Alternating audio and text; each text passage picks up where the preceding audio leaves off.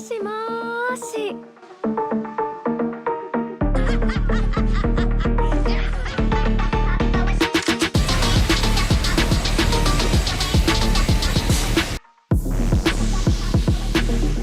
Welcome to Japan miss elf मिन fantasy reality से मिलती है क्योंकि इसके ऑफिशियल अकाउंट्स ने 10 जनवरी 2025 को प्रीमियर से पहले डिटेल्स से भरा एक नया ट्रेलर दिखाया है। ट्रेलर में एक टैलेंटेड कास्ट और शानदार थीम सॉन्ग्स दिखाए गए हैं। रिको सासाकी ने पैलेट डेज नामक एक वाइब्रेंट ओपनिंग ट्रैक दिया है, जबकि वीट्यूबर्स काइडे हिगुची और कानाए ने कैची एंडिंग यमी यमी के लिए टीम बनाई है। यह सीरीज काजुहिरो कितासे के इर्द गिर्द घूमती है, एक ऐसा इंसान जिसका सबसे बड़ा पैशन सोना है, क्योंकि उसके सपने उसे एडवेंचर से भरे एक दूसरे रेल्म में ले जाते हैं। सालों से वह एक एल्फ के साथ एक बॉन्ड बनाता है, लेकिन एक दिन वह उसे अपने बिस्तर पर पाता है, रियल वर्ल्ड में। साथ में वे मॉडर्न डे जापान में नए एडवेंचर्स की शुरुआत करते हैं, जिसमें फैंटेसी और slice of life story telling का ब्लेंड है। परफेक्ट ओरिजिन आर्क सीजन 2 के साथ किन्निकुमन की दुनिया में रोमांच से भरी वापसी के लिए तैयार हो जाइए, जो 12 जनवरी 2025 को जापानीज टेलीविजन पर आएगा। हाल ही में सामने आए की विजुअल में एपिक बैटल्स को दिखाया गया है, जिसकी इस फ्रैंचाइज के फैंस उम्मीद कर रहे हैं। चाहे आप इस आइकॉनिक सीरीज के पुराने फैंस हों या नए, नेटफ्लिक्स द्वारा दुनिया भर में इस सीरीज को स्ट्रीम किए जाने के बाद आगे देखने के लिए और भी बहुत कुछ है। रेसलिंग, एक्शन और हार्टफेल्ट मोमेंट्स के लिए तैयार हो जाइए, जिन्होंने सालों से किन्निकुमन को डिफाइन किया है। 2025 में रिलीज होने के लिए तैयार private tutor to the duke's daughter में एक मैजिकल मिस्ट्री है। ऑफिशियल अकाउंट्स ने ओरिजिनल लाइट नॉवल के आर्टिस्ट क्यूरा द्वारा एक सुंदर टीजर विजुअल और एक इलस्ट्रेशन को अनवेल किया है।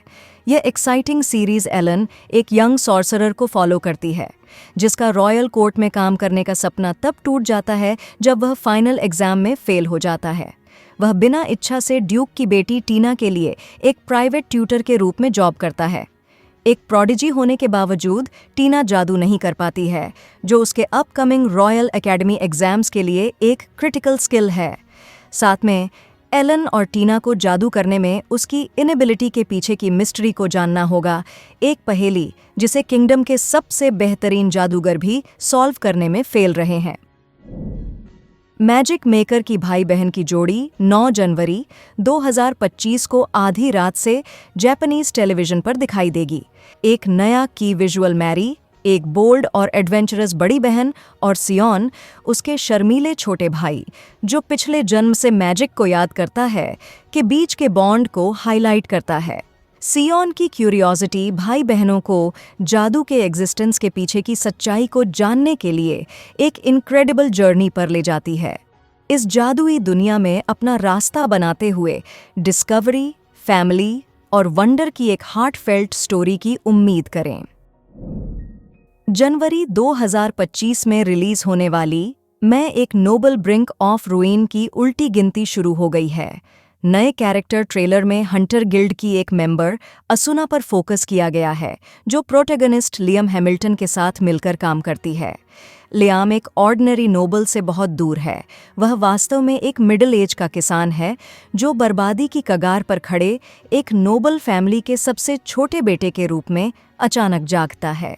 ह्यूमर, एक्शन और हार्ट के साथ यह एनिमे फैंटेसी और सेल्फ डिस्कवरी का एक डिलाइटफुल मिक्स होने का वादा करता है। लंबे समय से चल रही horror anthology theatre of darkness Yamishibai 4 जनवरी 2025 को अपने सीजन 14 के लिए वापस आ रही है। यह सीजन ग्रीड की थीम पर फोकस करेगा, जो इसके सिग्नेचर पेपर थिएटर स्टाइल में नए मोड़ लाएगा। 2013 में अपनी शुरुआत के बाद से यह सीरीज अपनी खौफनाक अर्बन लेजेंड्स और चिलिंग एटमॉस्फेयर के लिए जानी जाती है।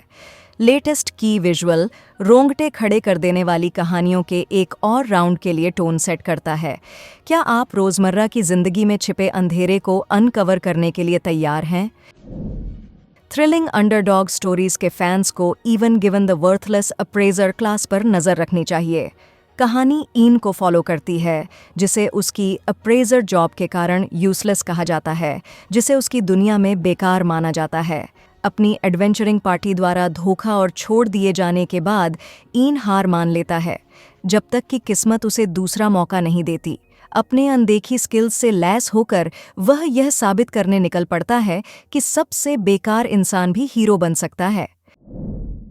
टॉयलेट बाउंड हनाको-कुन की शरारती स्पिरिट आफ्टर स्कूल हनाको-कुन के इंग्लिश डब में और भी एडवेंचर्स के साथ लौटती है। फैंस 2 दिसंबर से क्रंची रोल पर अगले 4 एपिसोड्स देख सकते हैं। यह स्पिन ऑफ हनाको और नैने की जिंदगी के हल्के-फुल्के रोजमर्रा के पहलू को दर्शाता है, क्योंकि वे सुपरनैचुरल फोर्सेस और कमोम एकेडमी के स्टूडेंट्स के बीच बैलेंस बनाते हैं। अगर आपको मिस्ट्री के साथ सुपरनैचुरल कॉमेडी पसंद है, तो आफ्टर स्कूल एंटिक्स की यह अगली कंटिन्यूएशन देखना न भूलें।